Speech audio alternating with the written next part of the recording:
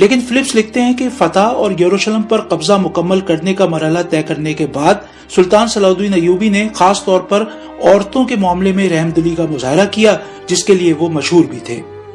سوال ذہن میں اٹھتا ہے کہ ان کا یہ جذبہ سچا تھا؟ ایسا معلوم ہوتا ہے کہ ایسا ہی تھا، اور وہ ان کو فروخت کر سکتے تھے یا اپنے فوجیوں کے حوالے کر سکتے تھے۔ یروشلم کی فتح کے موقع پر سلطان صلاح الدین ایوبی نے ہر اس اندازے کو غلط ثابت کیا جو شاید ماضی میں اس شہر میں ہونے والے واقعات کی بنیاد پر قائم کیے گئے تھے، اور یہی وجہ ہے کہ اسی یورپ میں جہاں انہیں اپنے زمانے میں خون کا پیاسا اور شیطان کی اولاد کہا گیا تھا، وہاں 20ویں اور 21ویں صدی میں ہیرو کا درجہ بھی دیا گیا۔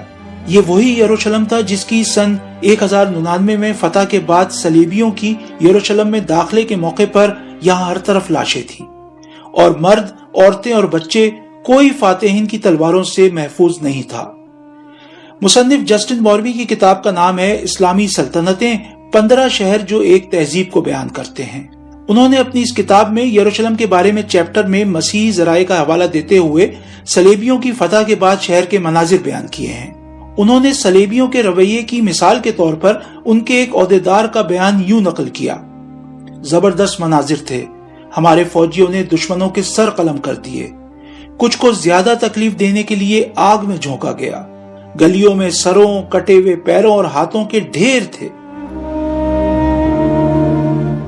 سلطان صلاح الدین ایوبی کا چیلنج یروشلم کی فتح پر ختم نہیں ہوا، بلکہ انہیں اندازہ تھا کہ اب مسیحی دنیا، جس میں یروشلم جیسے مقدس شہر کے ہاتھ سے نکلنے کی خبر بجلی بن کے گری ہوگی، اس کو واپس حاصل کرنے کی کوشش کرے گی۔ سن 1187 میں یروشلم کی فتح سے لے کر تیسری صلیبی جنگ میں اس کے کامیاب دفاع کا چیپٹر تقریباً 5 برسوں پر محیط ہے۔ وہ صلیبی جنگ جس میں مغربی یورپ کے بڑے بڑے بادشاہ خود شریک ہوئے، اور یورپ بھر سے لوگوں کو جنگ میں شرکت پر مائل کرنے کے لیے سلطان صلاح الدین ایوبی کی بدترین شبیہ پیش کی گئی۔ لیکن جنگ کے لیے آنے والے نہ صرف یروشلم حاصل کرنے میں ناکام رہے، بلکہ سلطان کی ایک مختلف تصویر لے کر واپس گئے، جو تمام پروپیگنڈے کے باوجود آج تک قائم ہے۔ مثال کے طور پر اسی اکتوبر میں ناروے میں سلاڈن ڈے، یوم صلاح الدین منایا جاتا ہے۔ B B C Urdu service نے ناروے کے ایک ادارے ہاؤس آف لٹریچر سے رابطہ کیا جو سن 2009 سے بین الاقوامی سلاڈن ڈے منا رہا ہے۔ ان سے پوچھا کہ ناروے میں کسی کو صلاح الدین ڈے منانے کا خیال کیسے آیا۔ اس ادارے کی رکن اور صلاح الدین ڈے کی کیوریٹر اشلت لاپے گارد لاہن نے بتایا کہ اس خیال کا پہلی بار اظہار سن 2008 میں ناروے کے قومی شاعر ہینڈرک ویرگے لینڈ کی 200 سالہ تقریبات کے دوران کیا گیا تھا۔ انہوں نے بتایا کہ ہینڈرک ویرگے لینڈ وہ شاعر تھے جنہوں نے ناروے کے آئین میں اس ترمیم کو متعارف کرانے میں اہم کردار ادا کیا تھا جس کے بعد یہودیوں کو اس ملک میں آنے کی اجازت ملی تھی۔ وہ مذہبی رواداری کی علامت سمجھے جاتے تھے۔ اشلت لاہن نے بتایا کہ سن 2008 میں اس تقریب کے دوران ناروے کے ایک مصنف تھور والسٹین نے تجویز پیش کی کہ ویرگے لینڈ کی سوچ کو آگے بڑھانے کے لیے ہمیں صلاح الدین ایوبی کی یاد میں ایک دن منانا چاہیے، کیونکہ انہوں نے یروشلم کی فتح کے موقع پر جس کردار کا مظاہرہ کیا تھا وہ یہودیوں، مسیحیوں اور مسلمانوں کے مل کر رہنے کے بارے میں ایک سبق ہے۔ اشلت لاہن نے بتایا کہ ناروے کی طرح شاید یورپ میں بھی بہت کم لوگ صلاح الدین کے بارے میں جانتے ہیں، اور جو جانتے بھی ہیں وہ ان کا موازنہ صلیبی جنگوں کے یورپ میں hero Richard the line heart سے کرتے ہیں، اور ان کے خیال میں صلاح الدین ایک ولن ہیں۔ لیکن انہوں نے کہا کہ صلاح الدین ڈے کے ذریعے ہم یہ پیغام دینا چاہتے ہیں کہ ہر کہانی کے 2 رخ ہوتے ہیں۔ یہ بات صرف ناروے تک محدود نہیں۔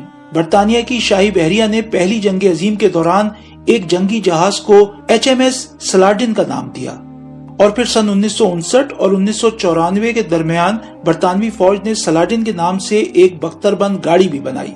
یہ وہی برطانیہ ہے جہاں سے بادشاہ رچرڈ دا لائن ہارٹ نے تیسری صلیبی جنگ میں مسیحی فوج کی قیادت کی تھی۔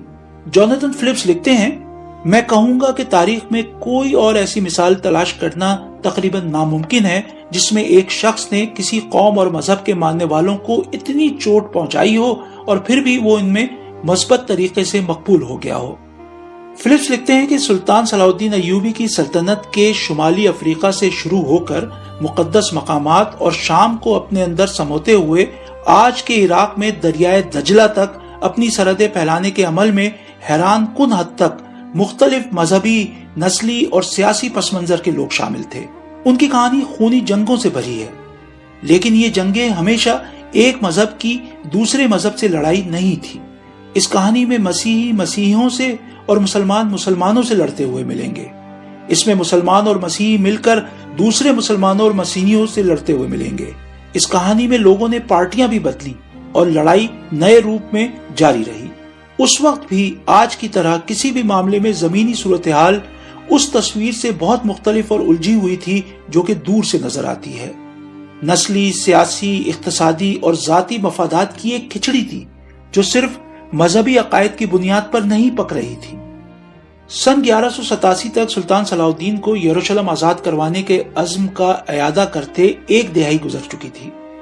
اب ان کے پاس شام اور مصر اور جزیرہ کے علاقے کے وسائل کے ساتھ ایک وسیع سفارتی نیٹ ورک بھی تھا کہ وہ پوری توجہ اس مشن پر لگا سکے۔ فلپس لکھتے ہیں کہ مسلمان حکمرانوں اور سرداروں سے نمٹنے میں صلاح الدین کا اتنا وقت لگ گیا کہ لوگ کہنے لگے کہ وہ اپنا اصل مقصد بھول کر مسلمانوں سے ہی لڑتے رہتے ہیں۔ برسوں کے پروپیگنڈے کے بعد اب سلطان کے لیے فیصلہ کن وار کرنا ضروری ہو گیا تھا۔ اسی سال ایک مقامی مسیحی نواب رینلڈ نے ایک تجارتی کارواں پر حملہ کر کے امن معاہدے کی خلاف ورزی کی اور پھر قیدیوں کو واپس کرنے سے بھی انکار کر دیا۔ اب سلطان کے پاس حملہ کرنے کا جواز تھا اور انہوں نے اپنے اقتدار کی سب سے بڑی فوج جمع کی۔ ہر طرف ایوبی خاندان کے زرد پرچم لہرا رہے تھے۔ فلپس نے سلطان کے قریبی مورخ عماد الدین کے حوالے سے لکھا کہ ایسا لگتا تھا کہ جیسے زمین نے ایک نیا لباس پہن لیا ہو۔ صلاح الدین نے کہا کہ یہی وہ دن ہے جس کا وہ انتظار کر رہے تھے۔ فلپس نے مسلمان مورخ ابن الاسیر کا حوالہ دیا ہے کہ سلطان کے تبریہ پر حملے کا صرف ایک مقصد تھا کہ مسیحی فوج کو اپنی پوزیشن چھوڑنے پر مجبور کیا جائے، اور اس میں وہ کامیاب ہو گئے تھے۔ اس جنگ کو مارکہ حطین کے نام سے یاد کیا جاتا ہے۔ فلپس لکھتے ہیں کہ سلطان صلاح الدین کی مارکہ حطین میں کامیابی اور اس میں فرینکس کی فوج کی تباہی نے خطے میں طاقت کا توازن بدل دیا، لیکن یروشلم حاصل کرنے کے لیے ابھی مزید کام کرنے کی ضرورت تھی۔ اگلے 7 ہفتے انہوں نے سلطنت یروشلم میں کئی زبردست مہمات کی، جن میں سے کئی کی قیادت انہوں نے خود کی۔ اکا شہر 8 جولائی کو فتح ہوا اور کئی دہائیوں میں پہلی بار وہاں 10 جولائی سن 1187 کو جمعے کی نماز ادا کی گئی۔ اس کے بعد بیروت فتح ہونے میں بھی زیادہ دن نہیں لگے۔ اشکلون کو فتح کرنے میں 2 ہفتے لگے۔ یہاں بھی صلاح الدین نے شہر والوں کے ساتھ سختی نہیں کی۔ وہ قتل عام کا سلسلہ نہیں چاہتے تھے اور چاہتے تھے کہ کہیں پر ان کے خلاف زیادہ مزاحمت نہ ہو، اور ان شہروں کے قریب مسلمانوں کی بھی آبادیاں تھیں۔ صلاح الدین 20 ستمبر 1187 کو یروشلم پہنچے۔ شہروں پر تیروں کی بارش کر دی۔ ہر طرف نقاروں، ڈھول اور شدید نعروں کا شور گونج رہا تھا۔ شہر میں تیروں سے اتنا نقصان ہوا کہ اس وقت لاطینی مسیحی دنیا کے سب سے بڑے سینٹ جان ہسپتال کو بھی زخمیوں سے نمٹنے میں مشکلات پیش آنے لگی۔ سلطان نے کہا کہ مارکہ حطین میں کامیابی اور یروشلم کی دیواروں کے باہر ان کی موجودگی خدا کی نصرت کا ثبوت ہے۔ سلطان نے اپنی تقریر کا اختتام اس عزم پر کیا کہ وہ یروشلم سے اس وقت تک نہیں جائیں گے جب تک ڈوم آف دا راک پر ان کا قبضہ نہیں ہو جاتا۔ مارکہ حطین میں شکست کے بعد کسی بھی مسیحی امدادی فوج کی آمد کا امکان ختم ہو چکا تھا۔ یروشلم کے بادشاہ تو مارکہ حطین میں قیدی بن گئے تھے اور ان کی جگہ شہر کے منتظم بالیان کو اندازہ ہو گیا تھا کہ کھیل ختم ہو گیا ہے اور ہتھیار ڈالنے کے لیے مذاکرات شروع کرنے کا وقت آ گیا ہے۔ شہر پر قبضے کے لیے خونی ٹکراؤ سے بچنے کے فوائد مسلمان قیدیوں کی زندگی اور مقدس مقامات کی سلامتی کی صورت میں واضح تھے۔ اس کے علاوہ اس صورت میں مسیحی قیدیوں کے لیے ملنے والے ممکنہ تاوان کی شکل میں مالی فائدے کا بھی امکان تھا۔ ہتھیار